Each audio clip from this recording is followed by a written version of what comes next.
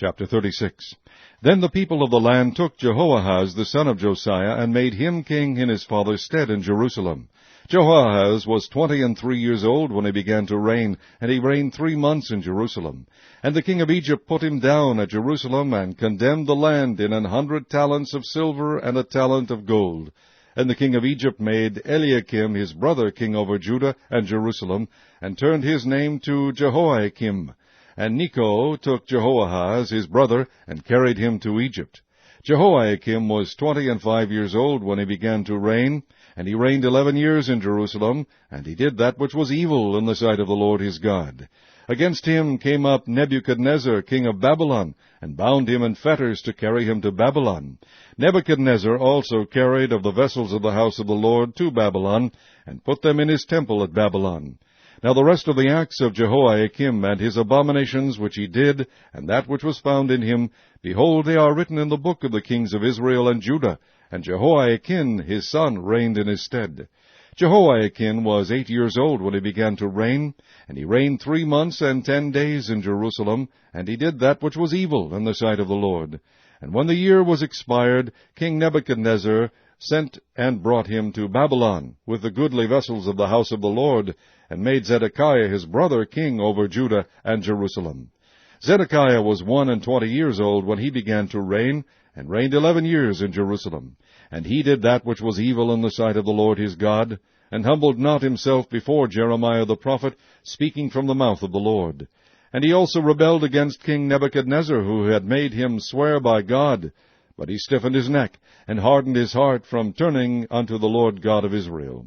Moreover, all the chief of the priests and the people transgressed very much after all the abominations of the heathen, and polluted the house of the Lord which he had hallowed in Jerusalem. And the Lord God of their fathers sent to them by his messengers, rising up betimes and sending, because he had compassion on his people and on his dwelling place. But they mocked the messengers of God, and despised his words, and misused his prophets, until the wrath of the Lord arose against his people, till there was no remedy. Therefore he brought upon them the king of the Chaldees, who slew their young men with the sword in the house of their sanctuary, and had no compassion upon young man or maiden, old man, or him that stooped for age. He gave them all into his hand.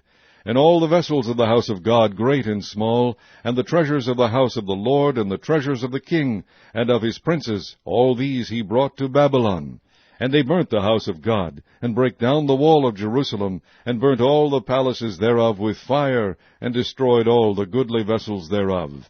And them that had escaped from the sword carried he away to Babylon, where they were servants to him and his sons, until the reign of the kingdom of Persia, to fulfill the word of the Lord by the mouth of Jeremiah, until the land had enjoyed her Sabbaths. For as long as she lay desolate she kept Sabbath, to fulfill 60 years.